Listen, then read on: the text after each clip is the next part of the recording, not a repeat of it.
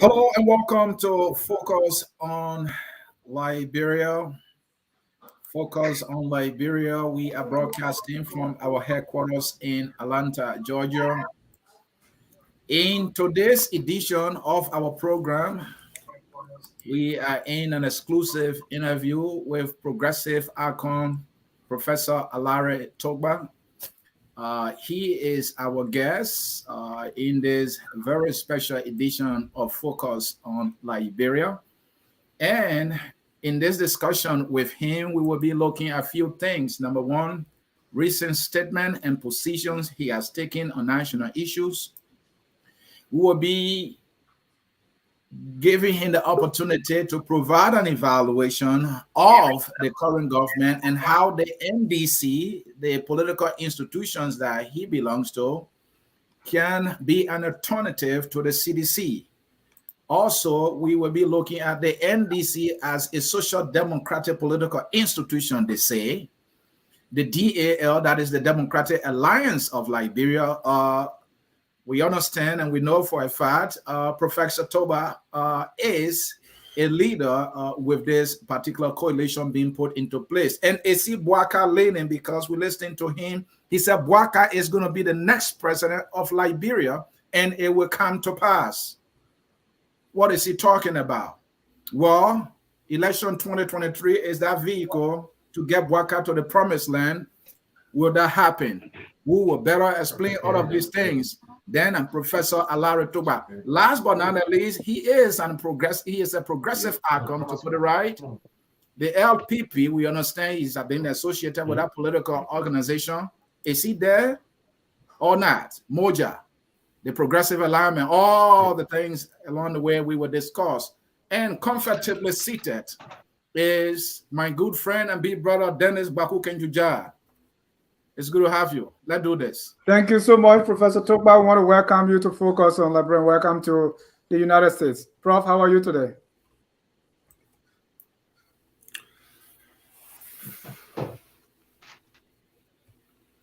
I'm great. Thank you. Thank you. We're also joined by our Liberia reporter, Mr. Theo Williams, who's joining us at the Prime FM, and we are live on Prime FM 105.5. Theo is just returned from Ganta along with the president to attend the cabinet retreat. Theo, welcome to the show. Thank you. It's a pleasure joining you from Monrovia, Dennis and Ansony. I'm humble. Thank you ever so much. Thank you. I want to say hi to my siblings there in Bannersville, Kaba area. How are you all doing? And all our family and friends in Liberia, we say welcome to Focus on Liberia, where we educate, we elevate, and promote all things Liberia. In 2019, Mr. Tokpa was here, and we had a very fruitful discussion. We are glad to have him back. So I want to say again, welcome to the show. Professor Tokpa, how is Liberia and how are you doing as an individual and your family?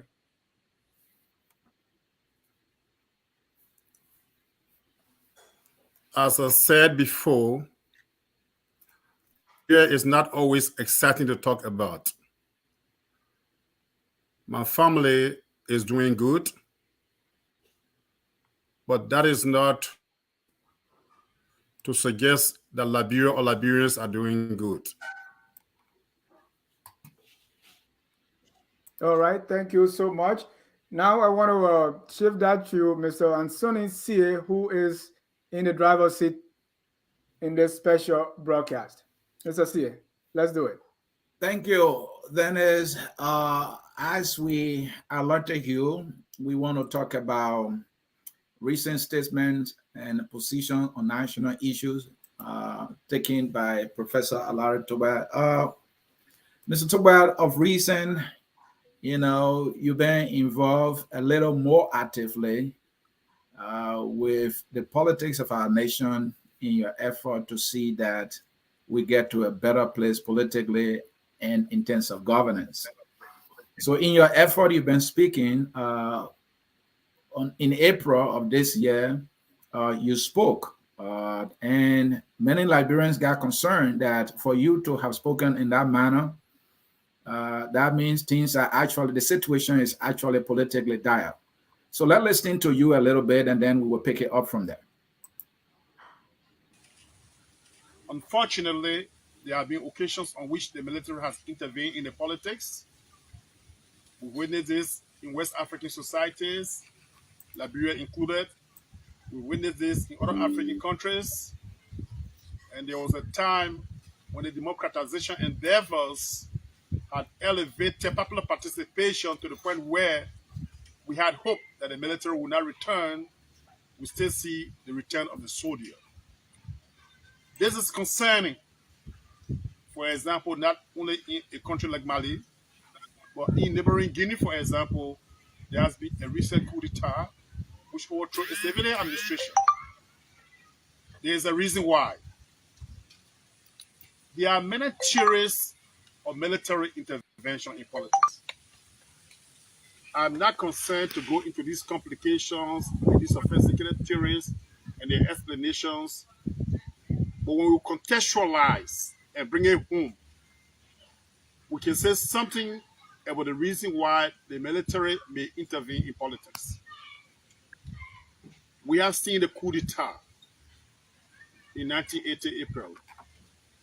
We are seeing armed insurrection in this country. Once, twice, and we're seeing different warring factions operate in this country. The reason why the military says it is coming to power is not usually the reason why it comes to power. When the coup d'etat happened in Liberia, the military announced that it was against rampant corruption, abuse of public office, and misuse of power. When the same military took power, and we saw that military engaged in rampant corruption. So, Professor, there you were speaking to current issues, talking about the existing conditions in the country serve as, a perfect situation for the intervention of the military. Your exact words were the conditions that exist are perfect conditions for the intervention of the military. Even though during that statement you said that is not what you want, but the conditions are so perfect for any such, intervention by the military.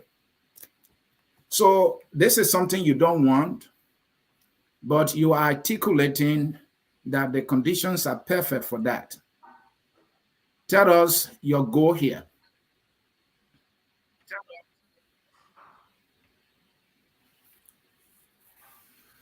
In the name of the progressive community, social in Liberia, in the Liberian community abroad, in the name of the grassroots, the poor people, the disadvantaged of Liberia, in the name of Almighty God, allow me to greet you, your colleagues with whom you work in your media department, and greet us. By potential of military intervention, I was explaining a reality which should not be ignored. The government which ignores the popular will of and interest of the people becomes vulnerable. Whether the coup d'etat comes from the military, or whether it comes from uprising by the popular masses, whether the overthrow of government is induced from uprising by the popular masses, the result becomes the same because the government will be removed. You are in the media. Recently, you have the fact that the people of Sri Lanka rose against the of Gotabaya. And it is clear that that government will be replaced. It is not impossible for a government in Liberia, in West Africa, or any part of this world to be removed when the people are facing hardship at the time when the government is preoccupied with enriching its officials and enriching the president of the country. So I stand by what I said then, because if a coup d'etat was possible in Liberia yesterday because of the hardship of the people, because of men, a coup d'etat is still possible in Liberia today. Popular uprising that can bring government down is still possible in Liberia today. Now, this is not something that I personally wish for, but this is a possibility given our political dynamics. And you think we as a people have not passed that stage of using any military intervention to change government because of poverty?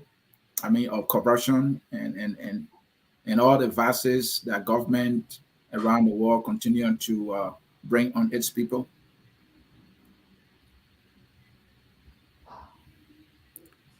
The people of Liberia are tired of war. The people of Liberia are tired with violent intervention in politics. But the character of government in Liberia remains the same.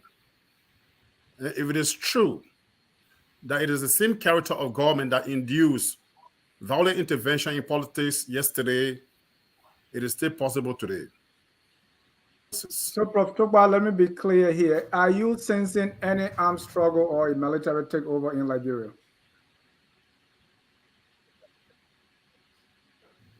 Not necessarily.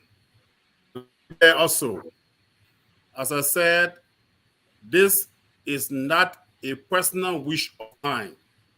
It is my hope that circumstances can improve for the disadvantaged in Liberia so that nobody will take advantage of the situation and intervene violently. It is my hope that government will respect the democratic process so nobody can give excuses to bring violence into the politics. But if the government of Liberia continues to disrespect the democratic process, disobey our constitution, and to bring hardship on our people, while it continues to enrich the government officials or violent interventions. Professor Tokpa, don't you think a better message here will be to communicate with the people that elections coming and they need to know who makes a good leader and the best way, democratically speaking, through election to change the government? Wouldn't that be a better message to the people other than explaining that perfect condition exists for a military intervention? Because that sounds so distasteful, given our history.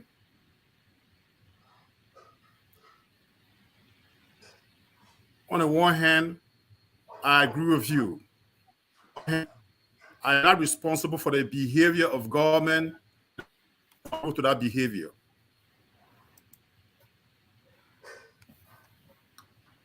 And talking about history, you and I know very well that till this day, the progressive in Liberia have been blamed for the coup of 1980 and the military takeover and the overall downward trend in our country. So speaking of a military takeover or armed insurrection in 2022, don't you think you are scaring people and also make them to think back to say that the progressive again?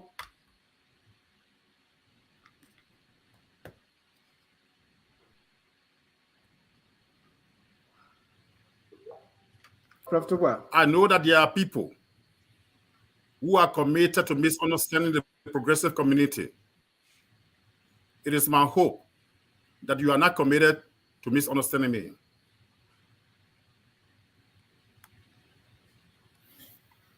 Prof. Tokpa, in that particular live broadcast that you had, you spoke on the attempted denial of the United Party.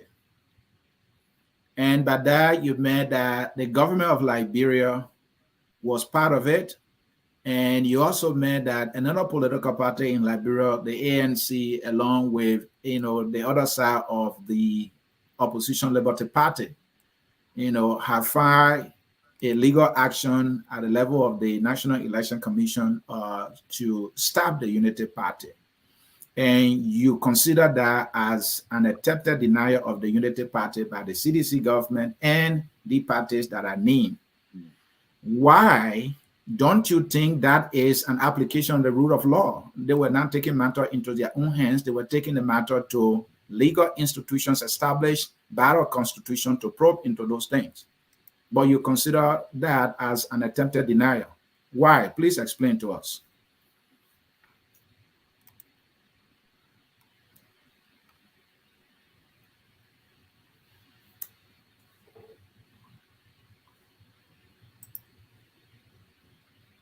Are you finished? Yes, sir. I'm done with my question. Go ahead.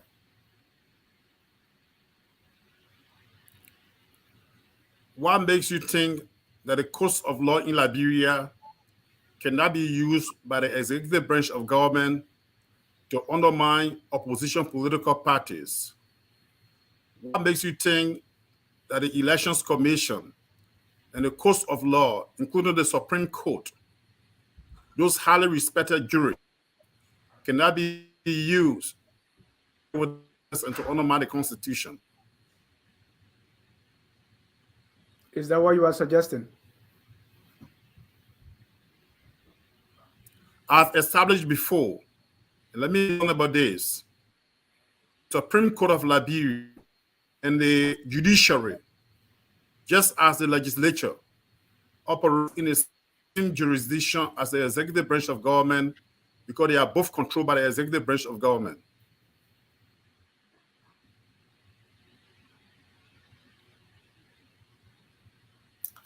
All right. Prof. Tokpa, during that same time, though, you said we are spending too much money on by-elections. I agree with you. Too much money being spent on by-election. It is easier said than done. You are not in the driver's seat. If you were to be in the driver's seat with your political institution, the NDC, I'm curious here, sir, why would be the NDC or Mr. Bwaka, who is supporting, what would be the solution to this too much by-election? I couldn't agree with you more, but what would be your solution to avoid us spending too much money on by-elections?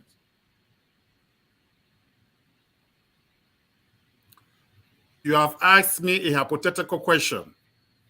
Why is it in the first place that the government of the Republic of Liberia, since Ellen, has valued the Constitution and continued the Constitution by dismissing the rest of our people to participate in second rounds of election in the event that the absolute majority is required for the election of senators and members of the House of Representatives? It's a question of prioritizing. As far as I'm concerned, the government officials are more interested in enriching themselves than in obeying the constitution of the land. But Prof. Tokpa, the Constitution calls for by-election whenever there is a vacancy or when one is created.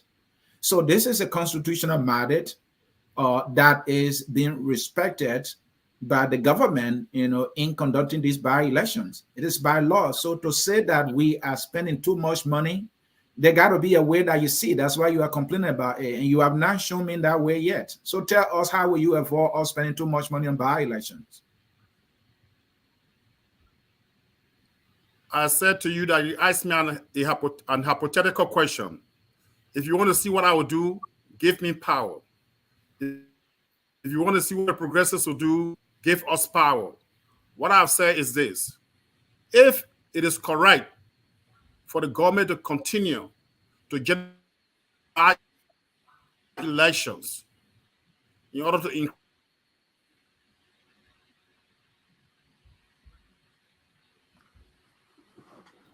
supporting the absolute majority, which is a constitutional matter. But Prof. Tokpa, you the very one said when it came to security. If I may need to repeat. Yeah, we are having trouble with your connection. It's kind of skipping.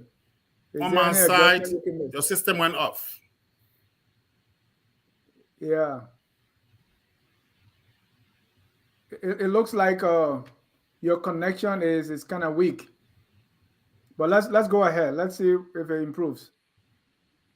Yeah, so I was about to ask you, when you spoke of security, you said that it is the government responsibility to provide security. But it also, according to you, the responsibility of citizens to help in any way they can to enhance, government effort in providing security. But now I ask you to find solution to too much by-election. You are saying, give me power and you will see what I will do. We need solutions right now. And you want power before you can offer the Liberian people solution? What I was saying before the system experienced some interference from my side is that you asked me a hypothetical question. It is said by great thinkers in philosophy that practice is the criterion of truth. Why would you expect me to undertake actions on behalf of the government of which I part? Why would you think it is possible for progressives to even enter elections and change it from inside? I was saying to you that this government that is not committed to honoring the Constitution by allowing the absolute majority to decide, those who represent us in the counties, from the regions and the counties, is the same government that's eager to generate by-election to manipulate those elections, its representation and support in the legislature. On the question of security, it is the government that has the resource in the country for the people of a country to participate in the process of providing security. But that arrangement has to be done, if it will be properly done, in collaboration with government, and government institutions should arrange community policing associated with the people to organize the security system in such a way that it brings happiness to the people. Having said that, the difference between security of the state and the security of state concerned with the protection of government officials or providing physical security, that is a limited approach. Efforts have to be made to pay attention to the state of security, social services, education, food security, good housing, good roads, the organization of trade, the linkages between agricultural and industrial processes, the providing of electric power for industry, agriculture, water. All those are very important. When you provide people, then you become less vulnerable when it comes to security of the state. And that is where I come from when I say that the government is vulnerable to the application of violence, because when you come to power on the popular will and interest of the people, when you do vulnerable. Thank you. So you talk about how the enabling environment must be created for the empowerment of the youth, and that the neglect thereof will put the country on a trajectory of failure. I'm trying to put it in my own terms here, but that's actually what you meant. How can the youth be in power that the current administration is not doing?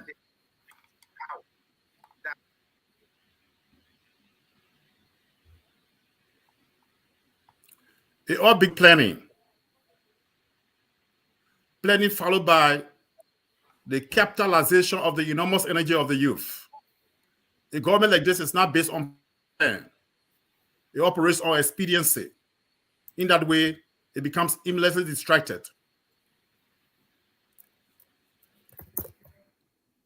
Prof. Tokpa, let's be more specific here. What specifically, when you say planning what, and how is that going to be done? Because you see here, or you said, let the progressive have power and they can do X, Y, Z. But power doesn't come until the people vote for you, and the people want to see your alternative plan. What are you going to do differently from what is being done? That's what's going to convince them to cast that ballot for you. So specifically talking about youth empowerment, what are some of the specific steps to empower the youth?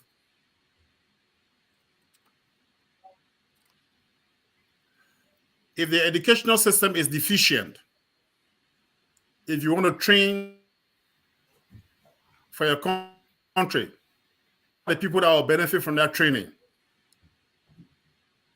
largely, if the agricultural system is down and you want to improve agriculture in your country, who are the people that will undertake that farming or interact with the machine, with the objects of labor, with the means of labor?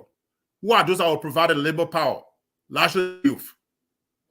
If you want to electrify the entire country or get safe drinking water to our people or build roads around the country, who are those that will undertake that work? Largely the youth.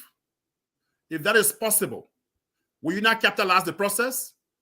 If that is possible, will you not prioritize in such a way as to put more money in the budget?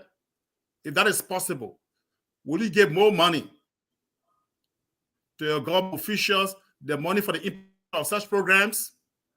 This is what we're talking about. Ladies and gentlemen, if you are just joining us, this is Focus on Liberia. We are in an exclusive interview with Professor Alaric Tokpa, a longtime progressive and also leader of the NDC.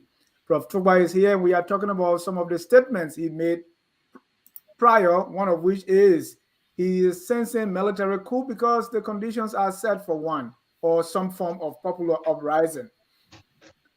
Prof. Tokpa, we're going to move on to some national issues, and I want Ansony to take a stab at those national issues, and let's see your own evaluation of the WIA government. Before you move on to those issues, Dennis and Ansony, I have a follow-up question for Prof. Tokpa. I hope you can hear me. Yeah, we can. Yeah, Prof. Tokpa, let's know from you what has been the NDC's own engagement or involvement in mitigating some of these things you've highlighted. Let's know from you what has been the NDC's or some of the progressives' engagement with the ordinary people.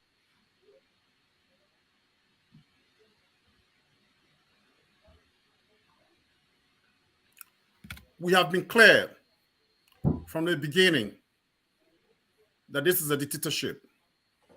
We have been clear from the beginning that this government will pass a death sentence to democracy. We have been clear from the beginning that this government was a continuation of past administrations, that it is part of a regime, and that the political machine over which George Weah presides not bring energy to Liberia, because it is a government that merely has personnel in the institutions and agencies of the old system. So we are saying that our struggle is necessarily against a young man and his government, a young man called George Weah. Our struggle has never been between us and a woman called Ellen Salif, for whatever she is.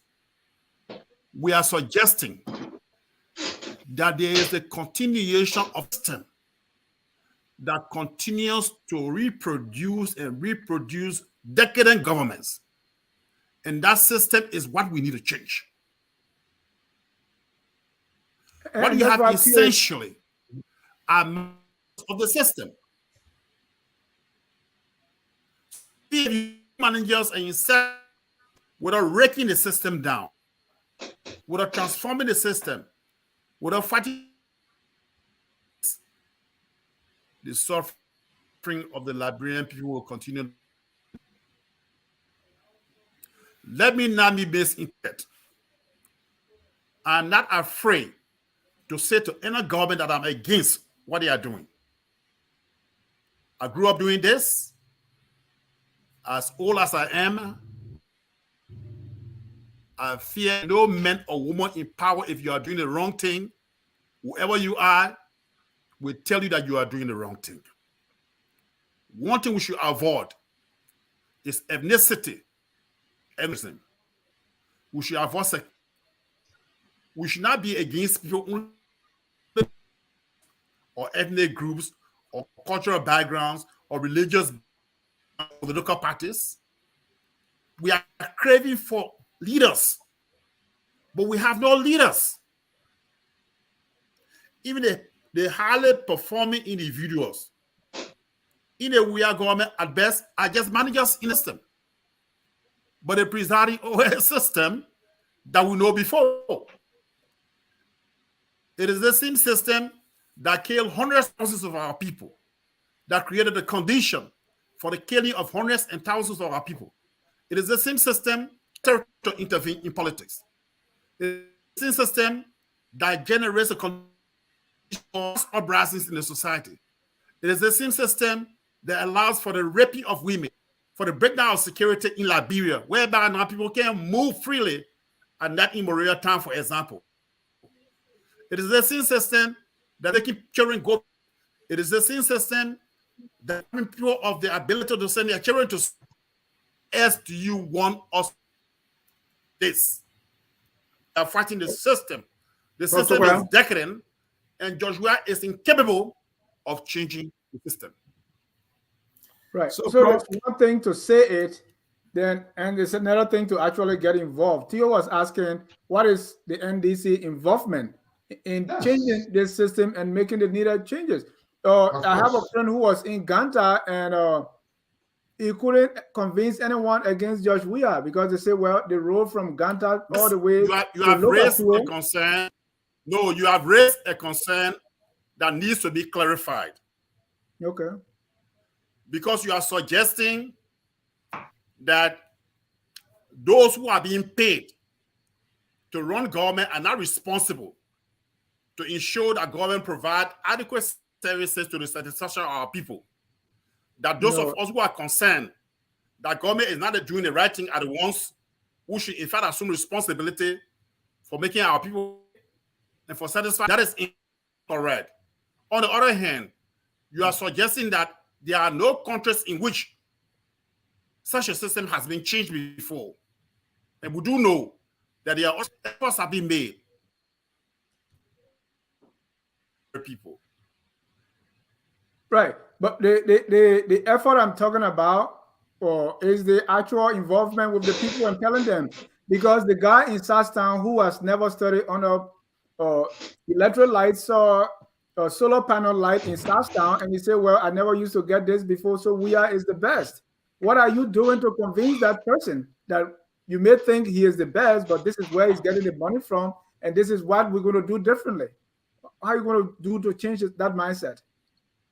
There is a guy in Ganta say the road from Ganta to Lokatuo is now paved. It has never been done before. So what are you going to tell that person?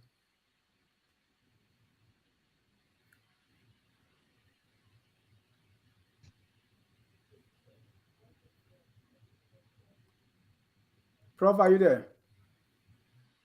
Hearing me? Are you hearing me? Okay. Go ahead. Yes, we are hearing you. Are you hearing me? Yes, we are. Are you hearing me? Yes, we are hearing you, Prof. Whose responsibility is it? So when there's national money, or when government is going to credit money which our children and grandchildren will pay in the future to make roads, whose responsibility is it to build those roads? With whose money are the roads being constructed? Who is being paid to manage that process? Whose responsibility is it to provide electricity? With whose money is the electricity being provided? Have you any idea about where the money is coming from and who's going to pay it now and in the future? The solar panels you're talking about, is a system that will be in the first place, where our children that are being trained, those installations that are breaking down so frequently, we hope for better for our country. Part of the matter is that is why we elect governments. I'm saying that much more could be done. We do not have all the facts. We do not know all the facts. We investigate. We found out that God is doing less than it is generating money or receiving money for. Thank you, Prof. And Dennis is saying, yes, that is government responsibility. But how many of the citizens know that that money that's being used to provide that solar panel is actually their money, and that it could even be better? And that is the education you are not getting. This is a deception. To that person in Bokonjide. So at the end of the day, that person would think that the government of the day is doing them a service or a favor, and thereby looking in that government direction on election day. So you may not be able to get that vote. How are you engaging that person for them to know that you are, in their interest, and the government is not just fooling them? How do you get that information to that person? And are you doing it? Do you even intend to do it? Do you have the resources to do it?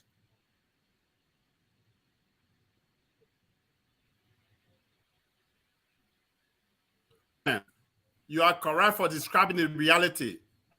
On the other hand, is it good for the government to deceive the people? Is it not deception to pretend that the money that you're using to build a local healthcare facility or to provide a vehicle for a local police department or to build a road from one town to the other is your money? Is it not criminal and people in that way? Is this the way to run government? Is that the way it should be?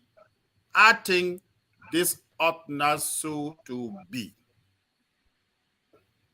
And so, Prof, that why if you believe, go ahead, people are going to vote government administration because it is engaged in these deceptive practices, is the government concerned to always manipulate the political process, the electoral process? And so we saw the president of Liberia giving cars, and his name on those cards donated to chiefs. Some of those chiefs have not heard from you to give your side of the story concerning this car. What they've seen, what they heard, what they know is the car was given to them by the president of Liberia. They might look in his direction on election day. You might be losing a vote there. This narrative might be against you. Isn't it? So before did you ever hear that he gave cars to chiefs or to police departments?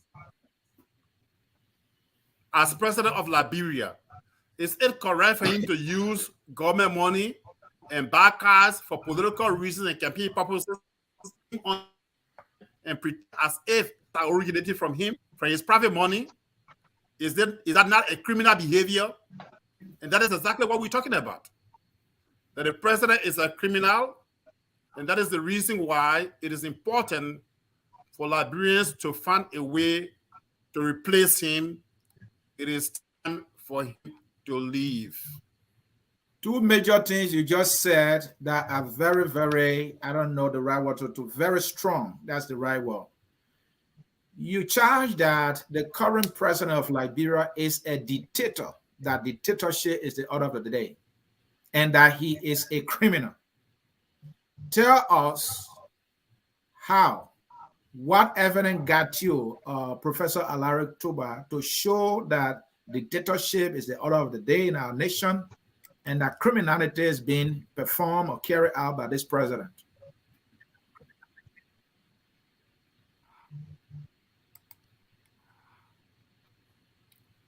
Any dictator is a criminal. Anybody who steals government money is a criminal. Anybody who presides over a country where human beings are being killed with a proper investigation is a criminal.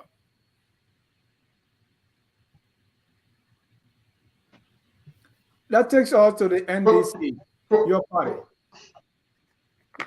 What is the NDC doing about this as a political entity?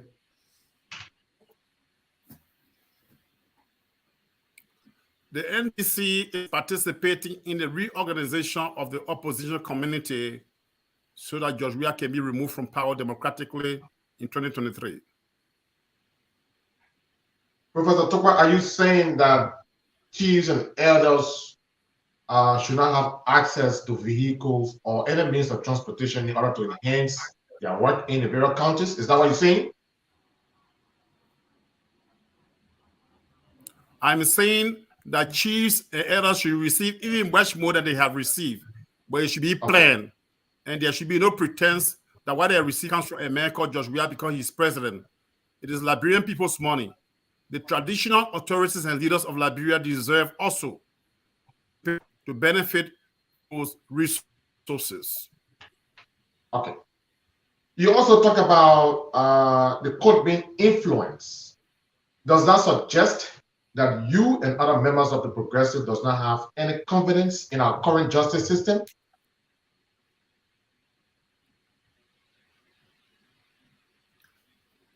Justice is on sale.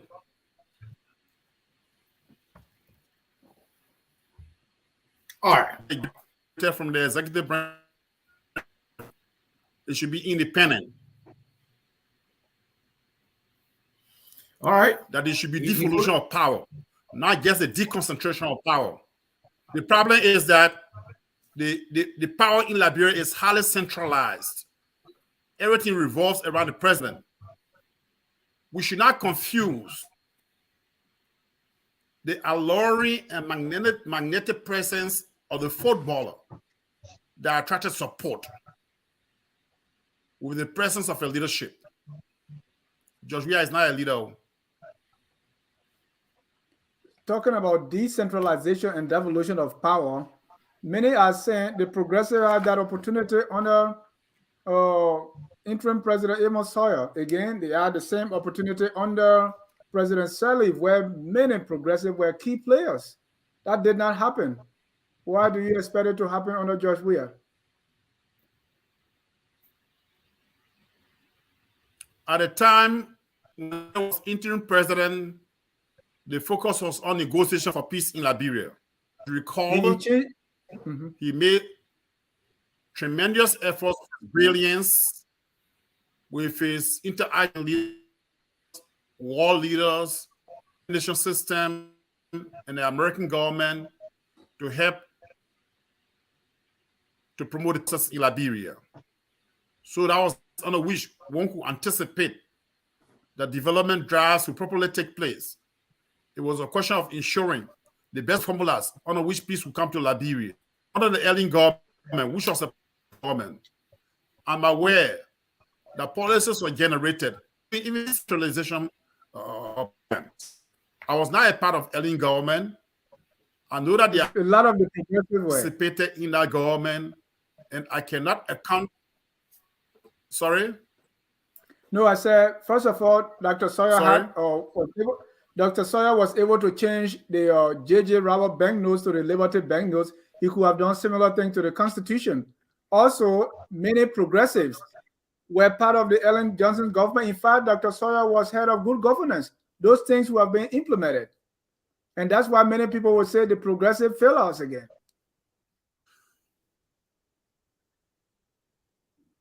When progressive individuals are invited into the government as individuals, it is not the same as when progressives sit down on the table and negotiate the building of the government. For example, the present negotiation we are undertaking is such that we are near the head of the table. And that document that creates a government of which we are a part will be a document in which we have input. Will be a document that we can explain. Will be a document that we can account for and explain, and the implementation process will involve us largely. But as individuals, when progressives and they from inside. those were not rope elements. Those were not small potatoes. I mean, if they couldn't do it, even though they were at the table, what are you going to do now talking about putting together the opposition?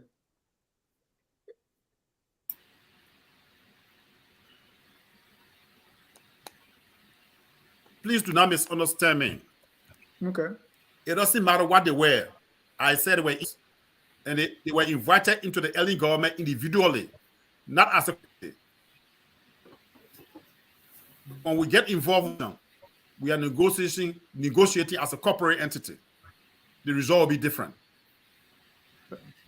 Although these people have principles, you were saying they're going to put aside these progressive principles because they were invited as individuals and not as an entity. Is that what I'm hearing?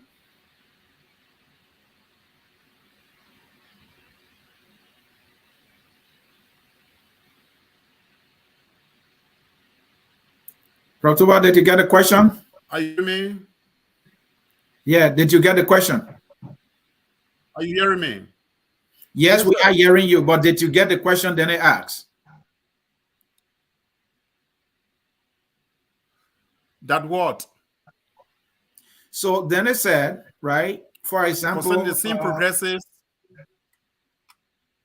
I was just saying, then it asked the question, for example, the late Dr. Ansony was head of Good Governance Commission. So he was appointed and invited into the government by Ellen Johnson Sirleaf. This is a man who subscribed to the values of decentralization.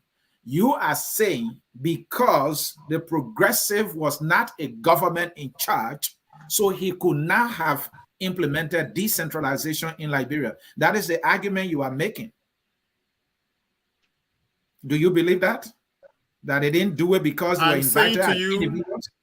I'm saying to you that in general, theoretically, is that country in which progressives enter a government inside, that progressive individuals cannot change a backward government from it, but progressive shit and make an impact. But Prof. Tokpa, the essence of political involvement. Let me hold you there, Prof. Tokpa. The essence of political involvement as a political actor. Hold on. Let me frame my question, because you had Dr. Ansony there, you have Dr. H. Berman Fomle, you have your junior brother or Kofi Wood, and many others in the government who subscribe to these progressive ideas in the national development of our country. Now, collectively or individually, you were there in the government, and I would think that you were there to improve Liberia, to make Liberia better. So why couldn't they come together, as a progressive individuals to advance, that which they have been advocating for all along?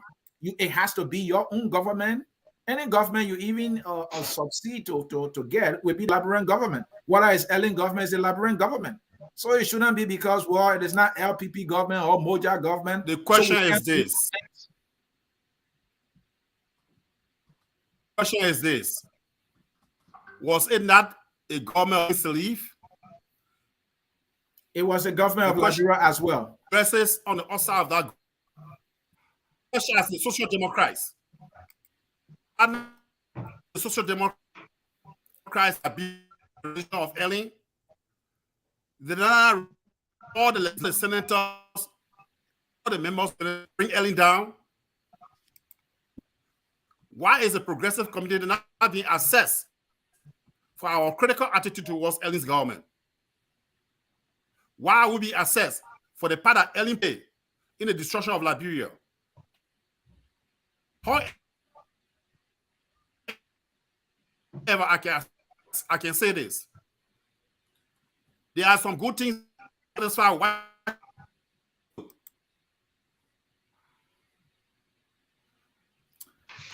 Well, we are having difficulty with your line. The bad in Ellen government outweigh the good. Ellen introduced the bribery of the legislators. Yeah, I don't know my technical terminology, I don't know buffering or what have you, but yeah, the system is off and on. right. Can you mute yourself and then I'll call you on your, or Ansony call you on your phone so that we can get you clearly.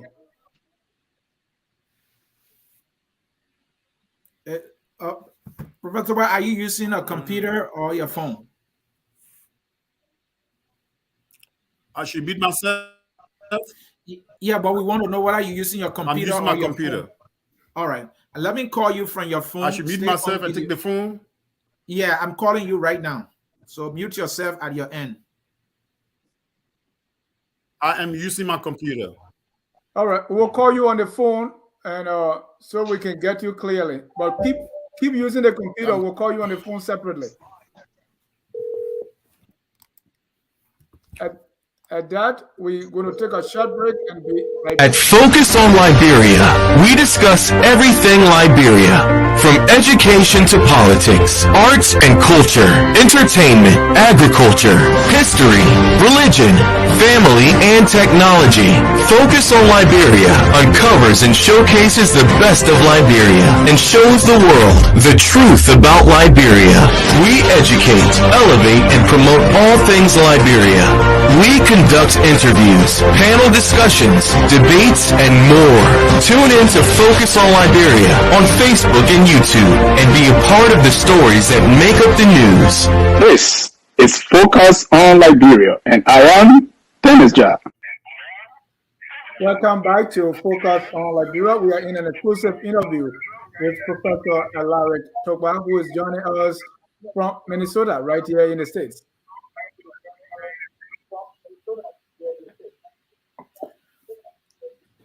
All right, Prof, can you hear me? Yes, I can hear you. Yes, I can hear you. We need to mute you in the system here, and then we just talk through the phone. So what you do, mute your computer and also turn down the volume or cancel the volume on your computer so we can talk through the phone.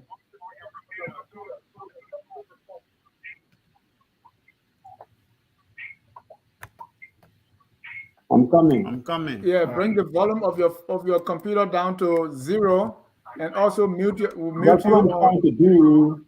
That's what I'm trying to do.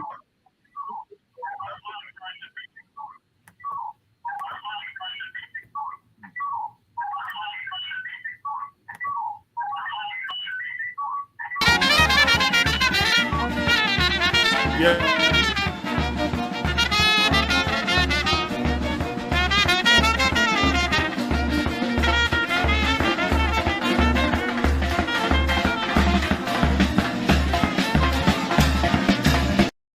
All right. Okay. Let's try again. Can you hear me better now? I can hear you. All right. Dennis, go ahead. Your computer should remain muted, okay? So we can talk through the phone. Okay. Can you hear us clear? I can hear you. All right. All right. Excellent. Okay. All right. So right now you are involved in, as you said, the NDC putting together the opposition. You are doing this at a time, or you were never part. The NDC was never part of the CPP, a group that disintegrated right before our eyes. What are you going to do differently? I mean, you are coming to this. You were not even part of it. Why do you think that anyone or people in the opposition, in the CPP, for instance, that broke apart, can now listen to you and come under one umbrella, under your leadership or under your leading? The parties that organize the CPP are not the only parties in Liberia. They are the major ones. It depends on what you call major. Well, in the previous election, we are negotiating with parties in the opposition. Those who want to join us will join us. Those who don't want to join us are not forced to join us. Why are you doing this at a time the CPP disintegrated? Are you trying to fill that void? Should we continue to allow the vacuum? I mean, you could have joined the CPP or you have done something before. Why you waited all this long? We're not invited to join the CPP, and we do not look for political families in Sieh. What is the hope now that this new alliance will do anything differently? God willing, the prospects are very good. So you said God willing. So this would depend on God. When was the Not last? necessarily. When Not was the last necessarily. time? When was the last Human time? will, human will is not controlled by God. Okay. That is why we are organizing. Okay. However, we know that there are developments that take place also in the spiritual realm. Well, Liberia, I know, is a highly religious country, but you said here conditions are so bad. So I don't think you should be talking about, godly intervention of any sort, because it has never helped us. So I'm not sure it's going to help us anytime soon. Even the Bible says, surely the Lord God Almighty will do nothing, absolutely nothing, except through his servants. So let's talk about what you can do and what the political leaders can do. Let's put the God business one side. It has never helped us. I'm not sure it's even going to help us. Do you agree? Did you understand me saying that I'm depending on prayer? So if you don't depend on prayer, why inject prayer as an option or one of the options or one of the variables? There is no tension between the two. If I'm doing my organizational work and say, God help me, inspire me to do my work, it doesn't mean God will come down and take the pen and write for me. God is not sitting down behind my computer. The NDC, Prof, does the NDC have any numerical strength to prepare any or to add any value or juice to this alliance that you're putting together? Don't you think you will be seen as an insignificant political institution that does not have numbers? Because that is always a contention, sir. Let's see a state elections determine where the numbers are in Liberia.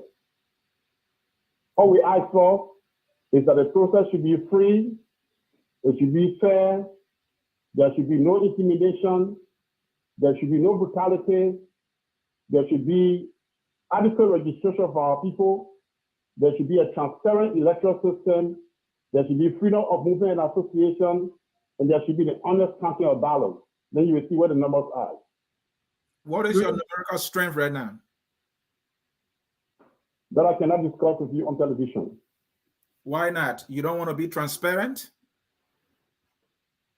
This is not a forum on which I should give the percentage composition of the numerical strength of political parties. Don't you think that is public information?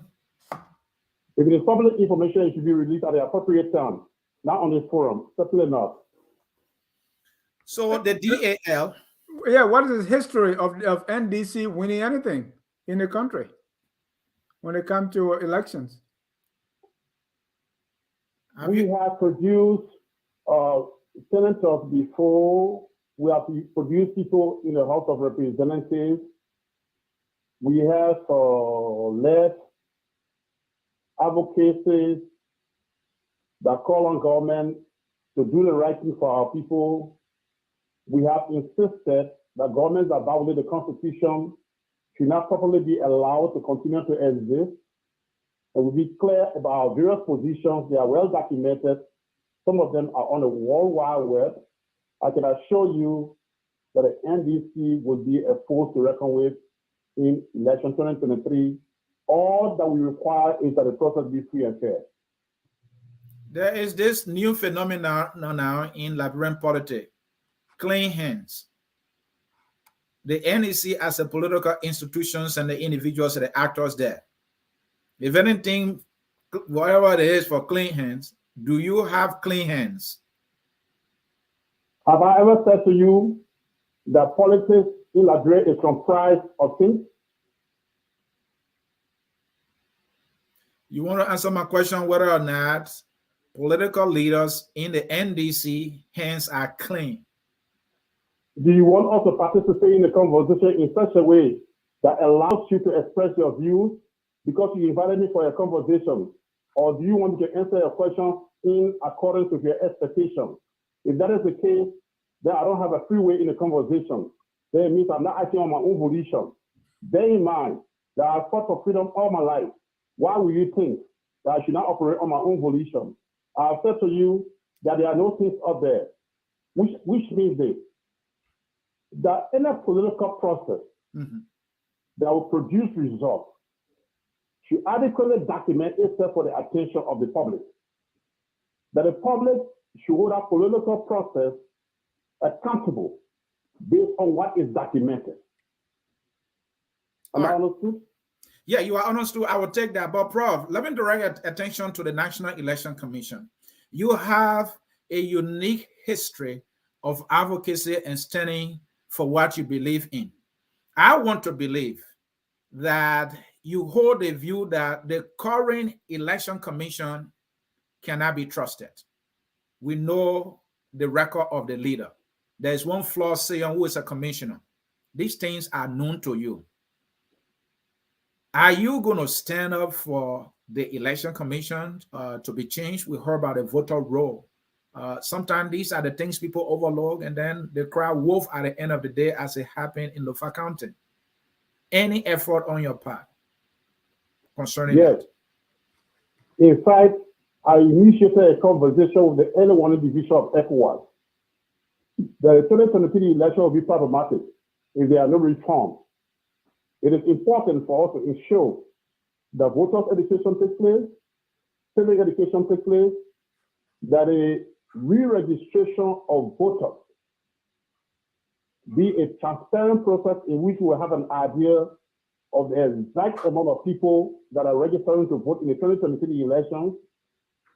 And when the votes are counted, the number should not exceed the number of people that register to vote, because this has happened in Liberian elections before.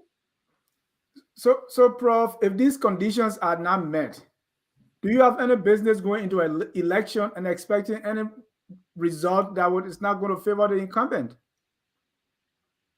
Why should such conditions not be met? We are requesting, we are insisting that those conditions be met. These are the exact reasons why I say that if the system continues to, if the operators in the system continue to misbehave, then they invite violence.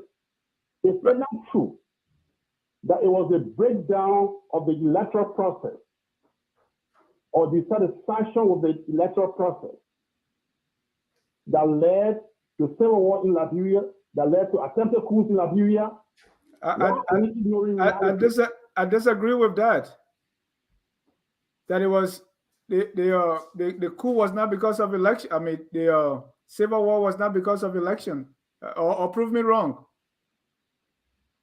I said attempted coup d'etat. For example, November 12, 1985. Right. The second coup happened right after the elections of 1985, right? Right, but that was less than a month. So nobody could have organized a coup because election was October 15, coup was November, or the invasion was November 12. So it is not possible that it was because of the election that November came after October. That was less than a month for any military group to mobilize. Anytime you plan the overthrow of a government, you have to find a way to justify it. It is said that the elections of October in 1985 was rigged. So that is one of the justifications. On the other hand, why is it that the warriors, the rebellion, the Taylor rebellion that started in late 1989 came to overthrow a government? Because it was popularly suggested that our government was not democratic, that it had rigged the 1985 elections. What other justifications did we come to hear about? Besides hardship in the country, besides the democratized, what other justifications? Thank you. Point taken. Yeah, Prof. Then he talked about ECOWAS. And then I want you to think about the question. I was saying that there are many teeth out there that are biting. Do not think that Liberia is being left alone, because when Liberia breaks down, West Africa will be affected. The international system will be affected. Liberia is a part of the international system. And so there are other actors that are concerned about 2023. I think you read last month or so that the ECOWAS authority gave warning on the Liberian elections for 2023, right?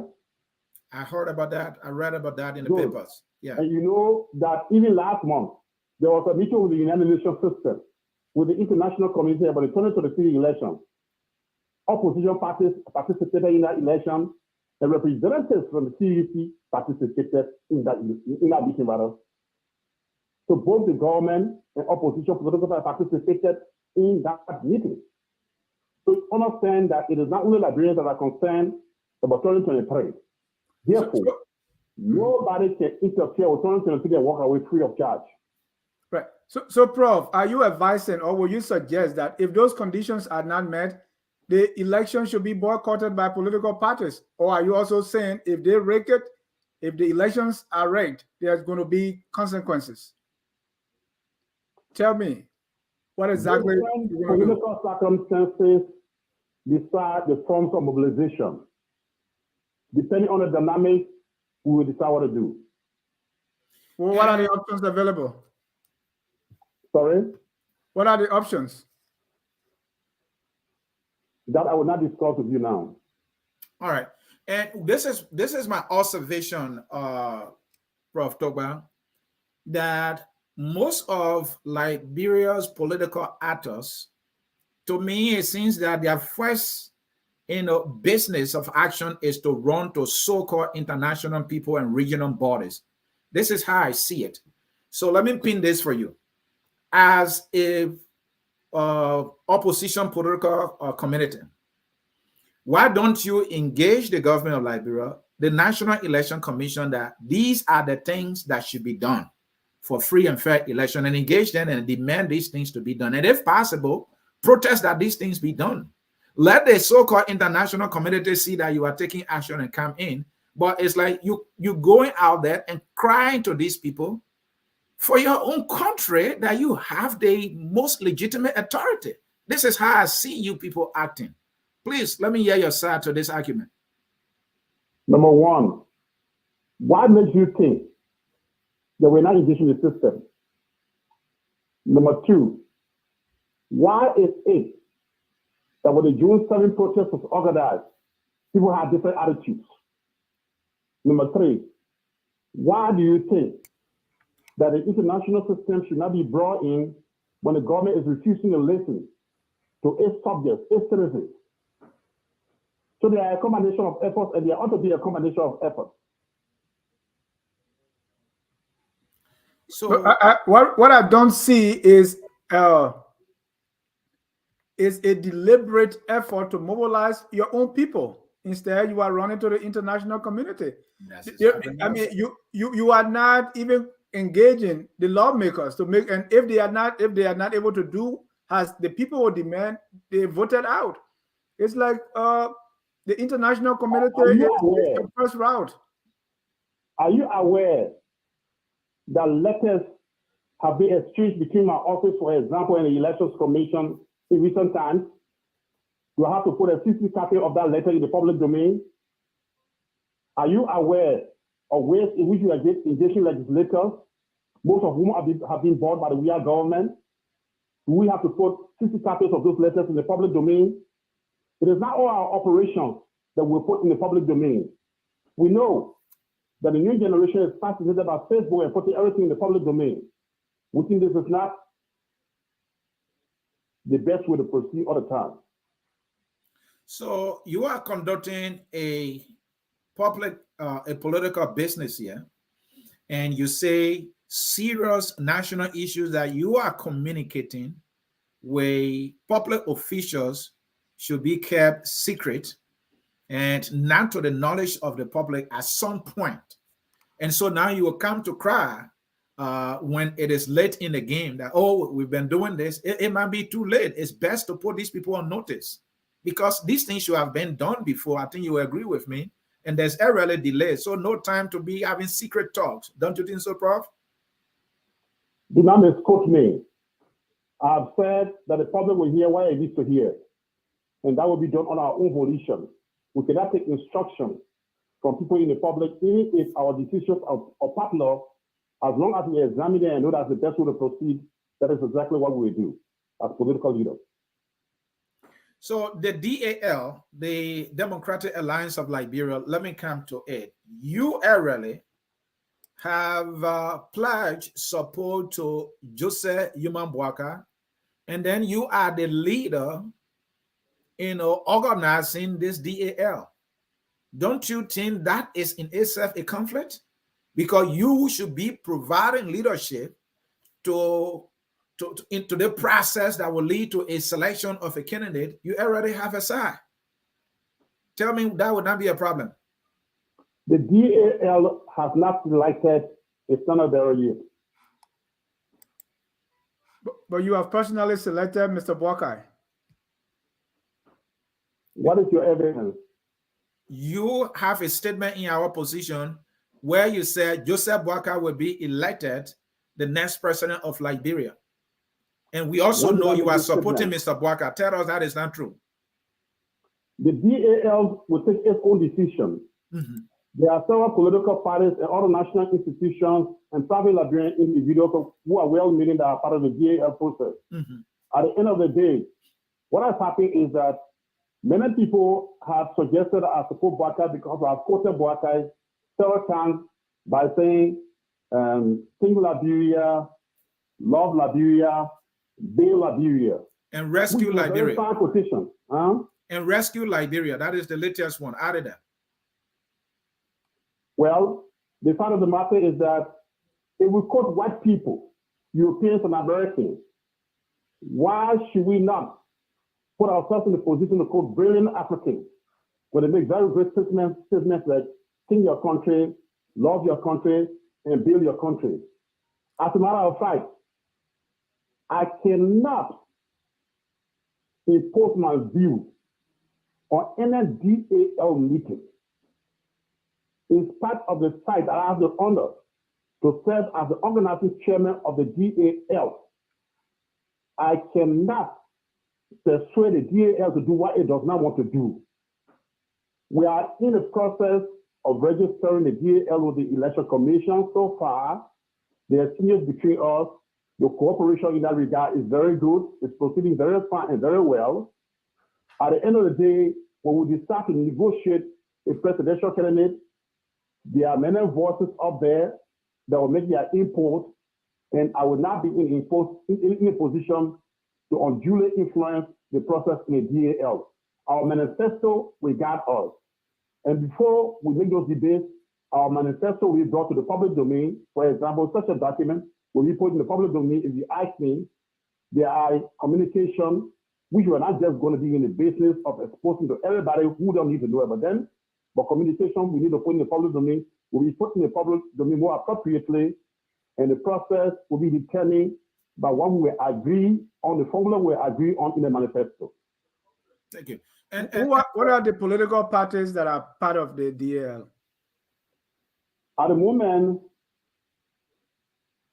there are parties that have expressed interest, but when we declare the existence of the DAL, it was a Vision for Liberia Transformation vote headed by Dr. Jeremiah Wapo.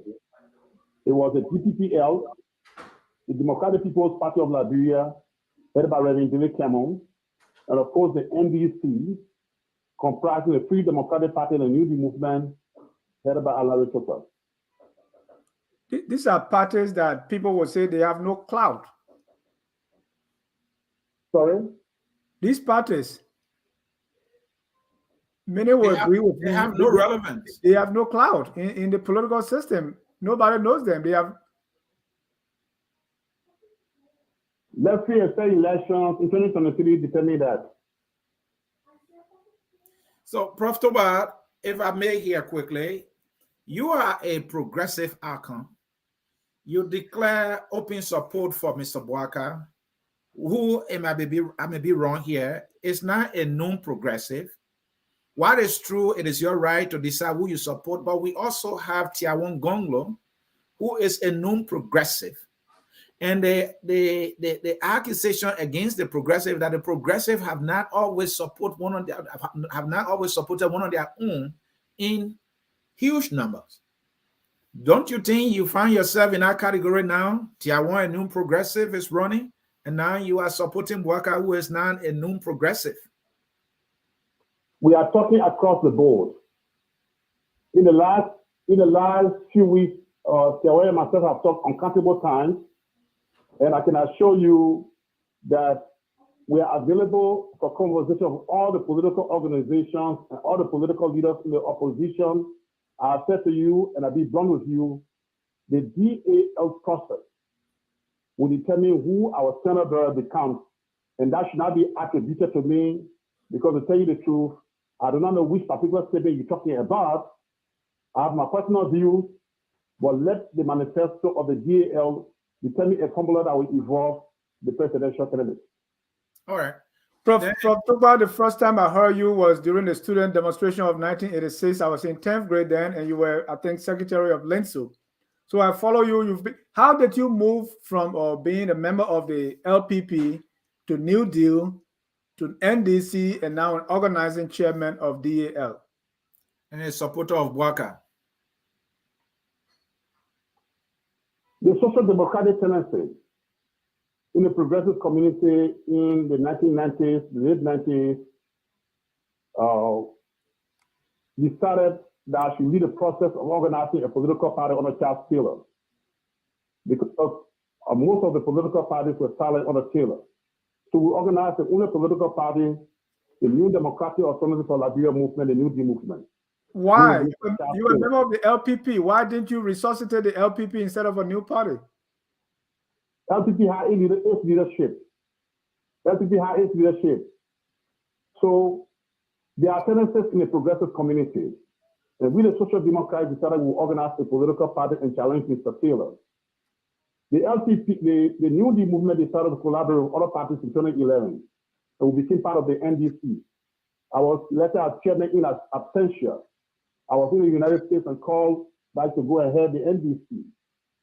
I haven't really talked to my colleagues year in, year out, that I was ready to resign from the chairmanship of the NDC, but they've asked me to stay on until our next convention. In the next convention, you will have new band leadership of the NDC. So what were the political differences that necessitated that breakaway from LPP to NDC, or the New Deal first? The side of the matter is that progressive communities, as I said to you before, are heterogeneous. The important thing is that when we agree on programs, we'll cooperate. We revolve around those programs. Our tendency is a social democratic tendency. Our tendency decided to be in a political party. It doesn't imply that we cannot cooperate with other progressives, but cooperating with progressives or any group of politicians in Liberia will be determined by the policies and programs that we agree in the interest of our people. That is our guideline. Professor Tokpa, I think you will agree all progressive want the same things for Liberia. It could be a matter of how. If the goal has always been, the goals have always been, to serve Liberia well, don't you see it meaningless to just create another institution or move to another institution just at the end of the day to pursue the same thing? Don't you see it as meaningless effort? Because all of the institutions that you move to, you have not achieved anything. You're not even in the narrative for the presidency. We did not start a democracy in order to pursue presidential ambitions. We fought for democracy to give the Liberian people relief. And do not become judgmental about us in the way in which you are. Because as a matter of fact, political organizations have their own dynamics. It is not for me to sit in the public media and narrate every detail about the dynamics in political organizations with which are being involved. The fact of the matter is that consistently, I'm on the side of the poor and disadvantaged people of Liberia. Mm-hmm. And Prof, I know you think I'm being judgmental. I'm asking questions because this is all you've been benefiting. Okay, Alaric Tokpa is an icon. He talks tough. He criticizes the government. And you say, yeah, if you are given power, you will bring the change the Liberian people want. So the goal here has to not only wanting to do the change, but to get the power first. And these formulas you've been using, jumping from one party to another, I'm not sure how that is helping you. The only accolades you winning is that he's tough, he's a progressive, he criticizes government. it does not help Liberia, because the consciousness that you are trying to provide politically, the voters are not getting it. Evidenced by your unsuccessful run in Bapulu and this progressive unsuccessful run too. Do you not see it that way? Do not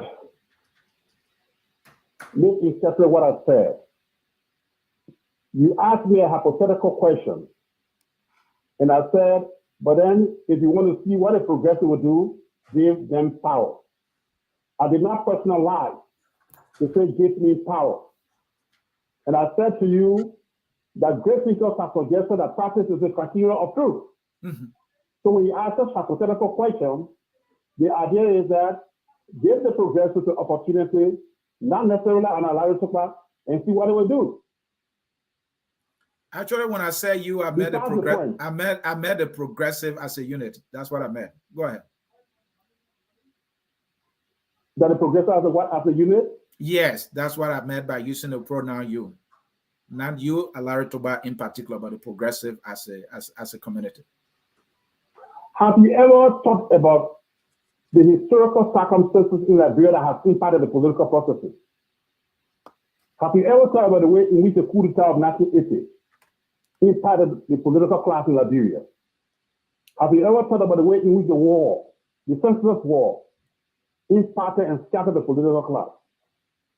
Have you ever thought about the way in which bad government after bad government has impacted the political class? If that is your question, a hypothetical question. Yes, I have, and other political actors have. Ellen did that, and Ellen became president.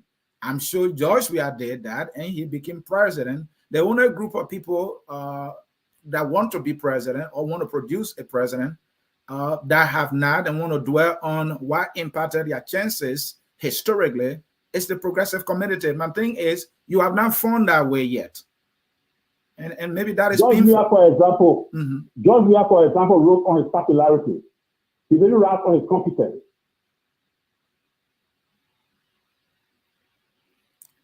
Is there anything wrong with that?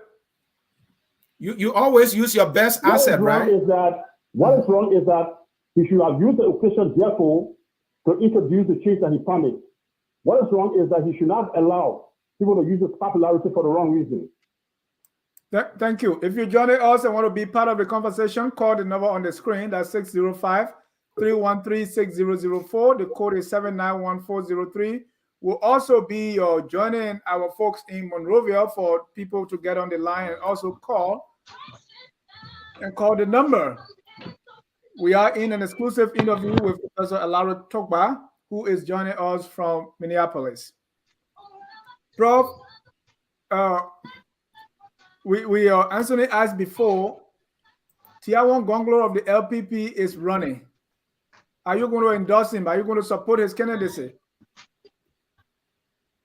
The NDC, which is going to the DAL, to which I will subscribe.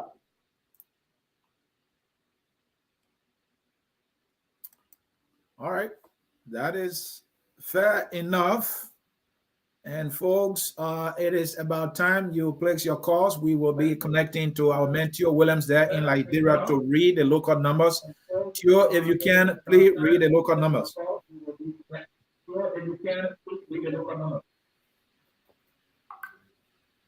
Okay, Ansony, I will do that subsequently. I'm trying to adjust. Oh, all right.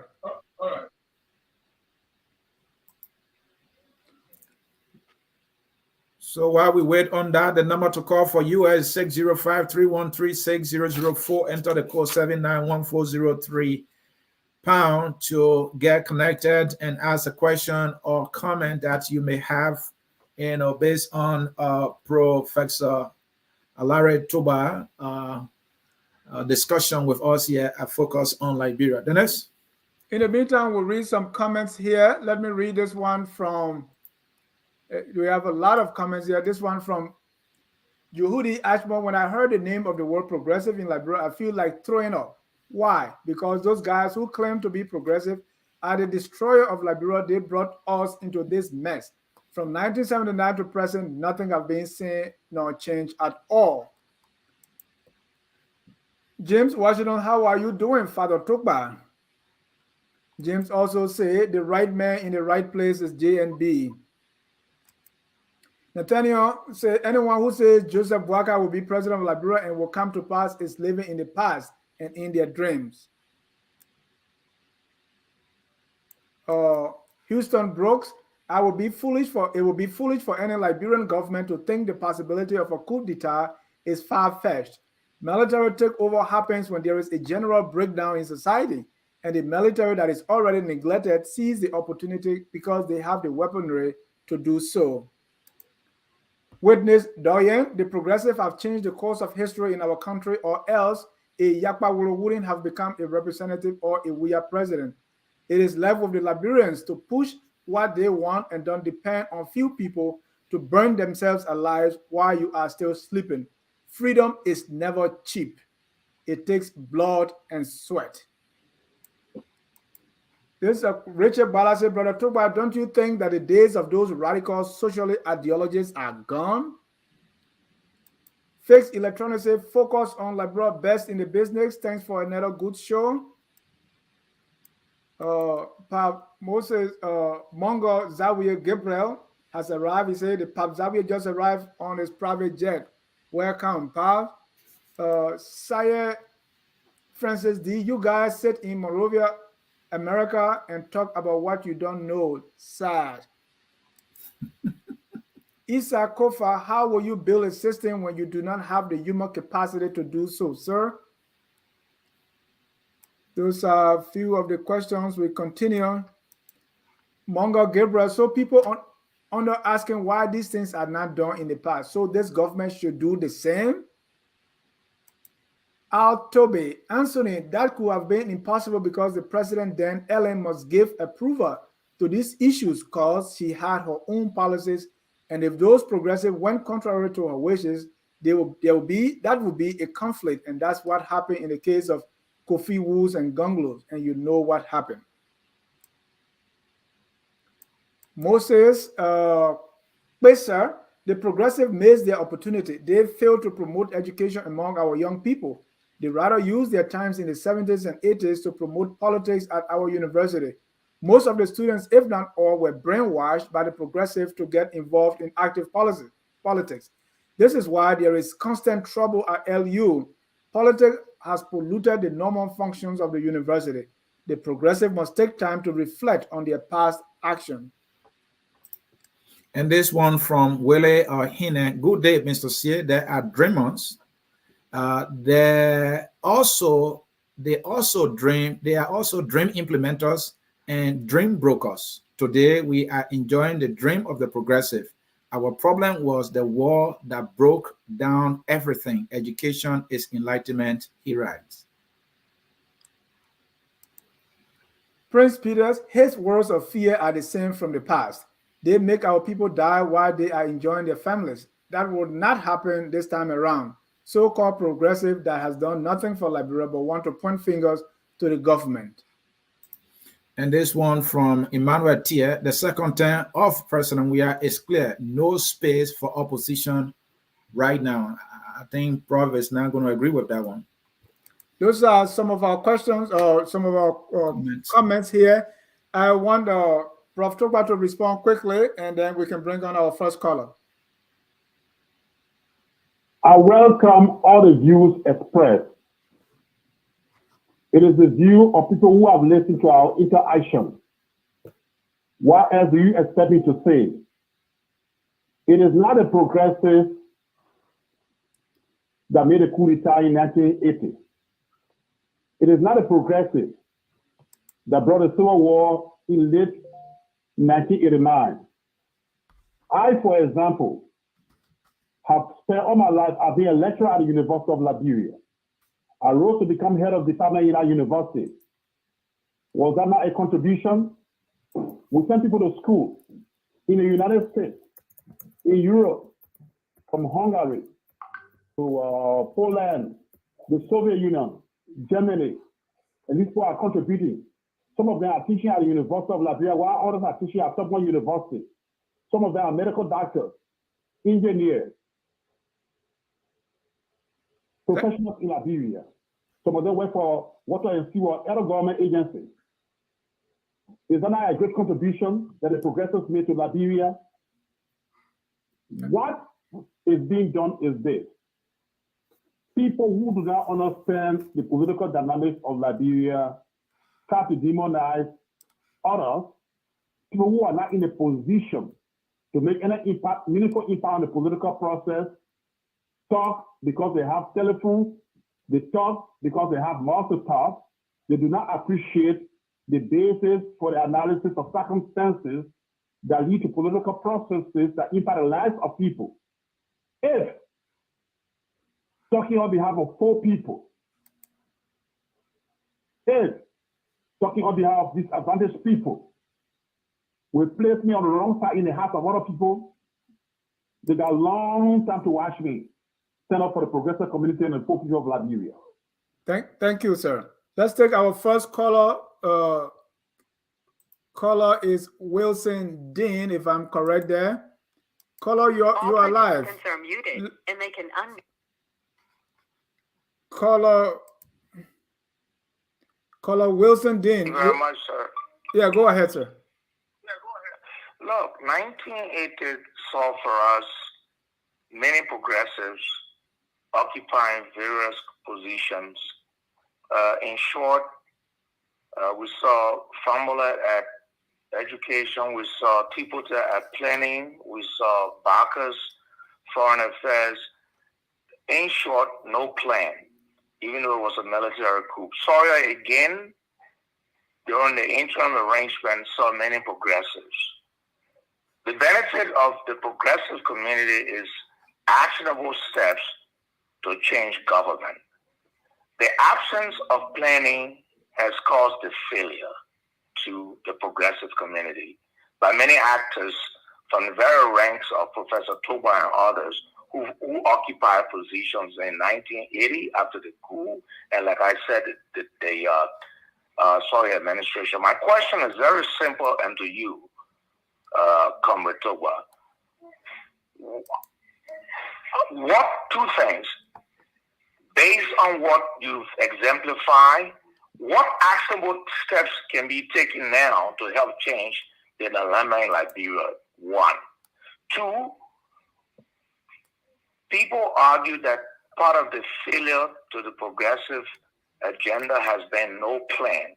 Is there a well-known plan in place that will avoid the 1980 failure, the Sawyer arrangement? Is there a plan? Second, what to do well is taking actionable steps. And the brother asked you a question, why don't you galvanize support demonstration? That's something you do well.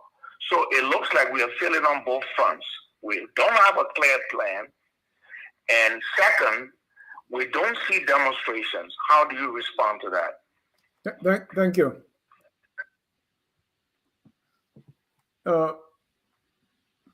Theo, you have some colors there? Prof, you can note that down. I have to announce the numbers, Dennis. So those of you following us on Prime FM at the moment, the numbers to call are 0776-454-955, and of course we'll be live on Prime FM.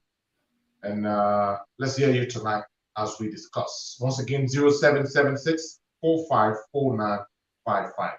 You can call the number. Thank you. Prof, your response to the caller. Indeed,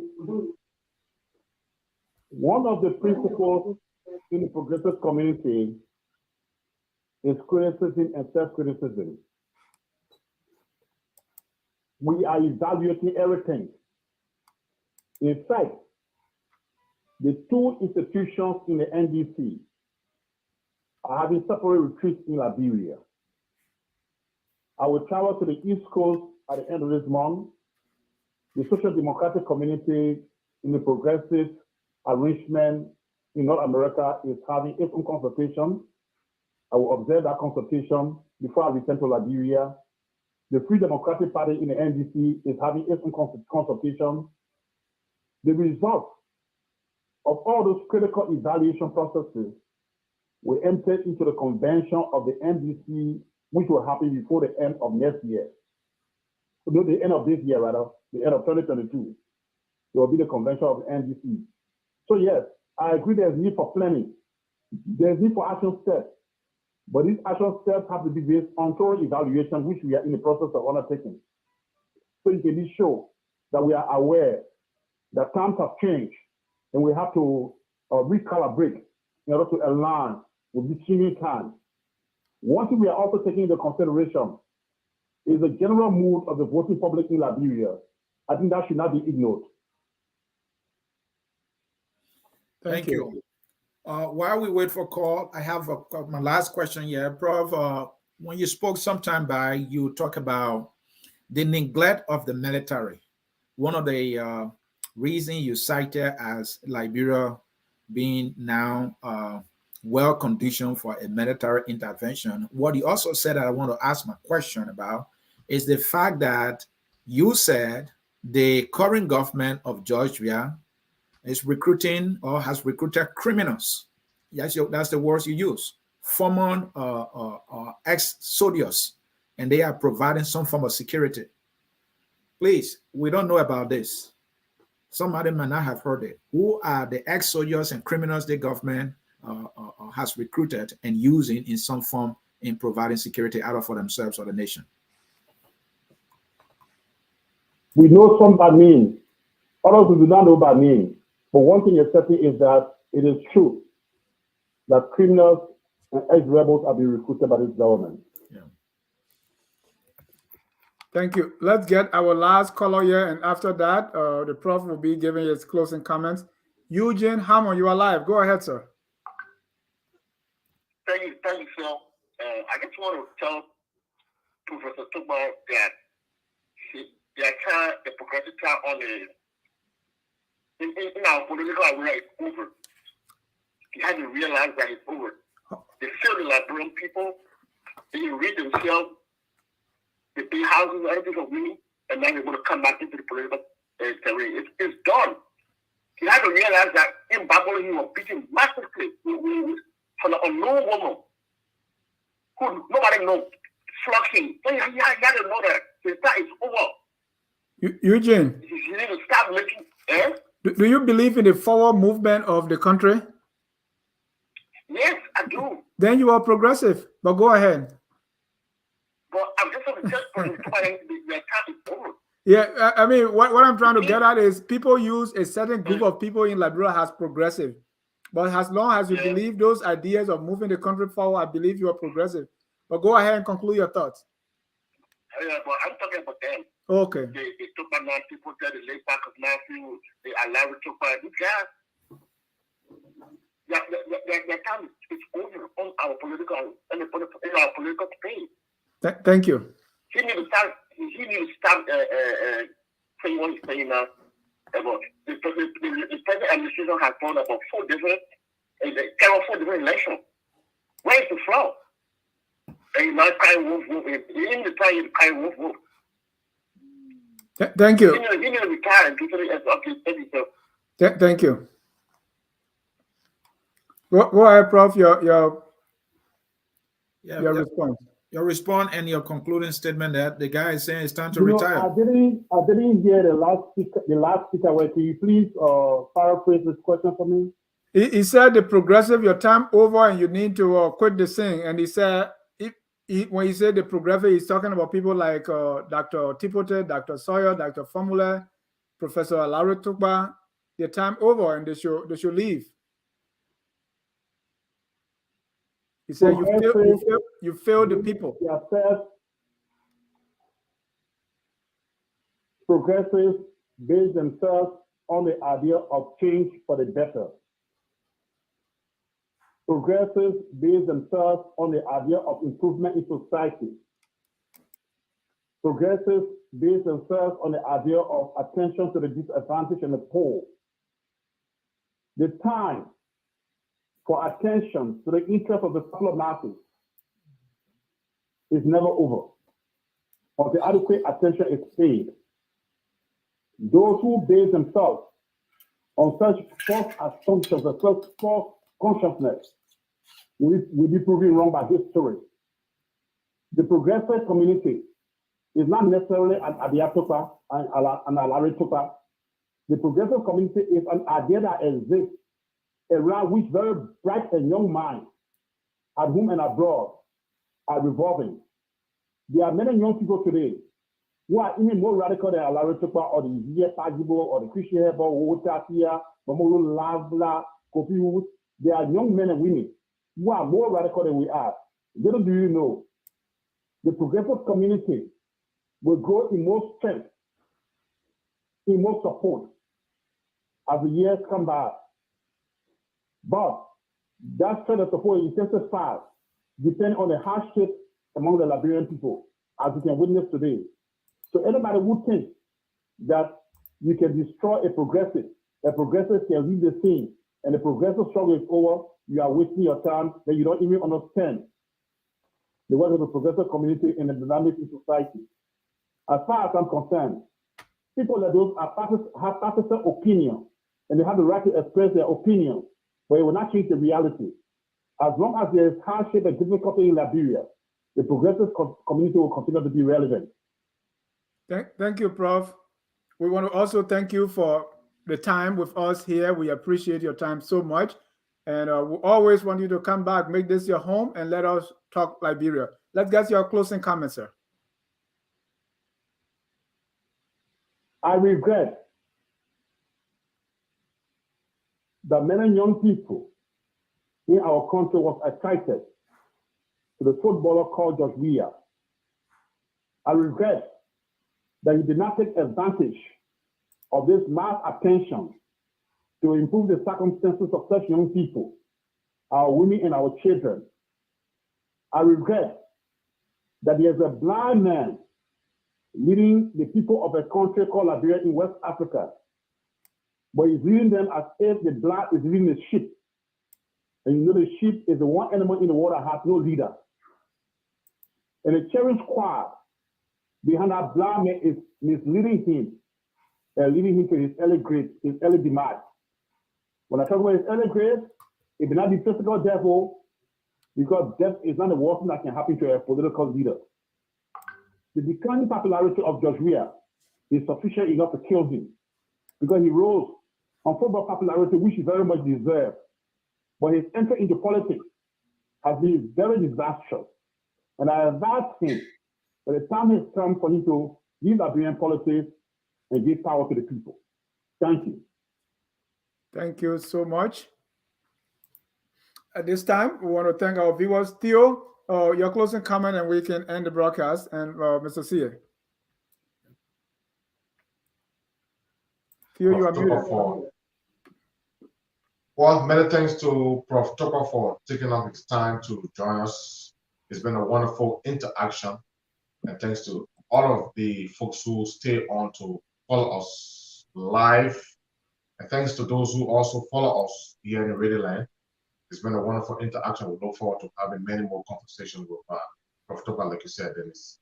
Mr. Sieh. Well, Prof. Tokpa, we want to say thank you for coming and taking some tough questions from us. Like Dennis said, this is your home. Talking about Liberia cannot be a one-day event. And I don't think the progressive should throw in the towel. They can pick up mentorship role now. That will help a lot. I think their intellects remain supreme, and they can still be useful for the forward march of our country. There's this saying that on the old mat you can sit and you plant the new one. Dennis likes to say that. So we appreciate your contribution to our nation, even if others see it as meaningless. But I will not shy away from asking my tough questions, because that can be enriching and informative for discussion. Thanks for coming. We will engage with you another time.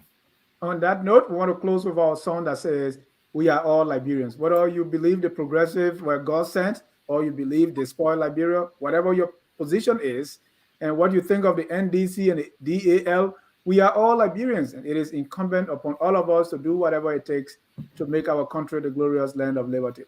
Join us at 7 p.m. where we'll have the Liberia History Channel with scholar Carl Family. Good night, and God bless you. We are Liberia. Liberia is our home. Liberia people.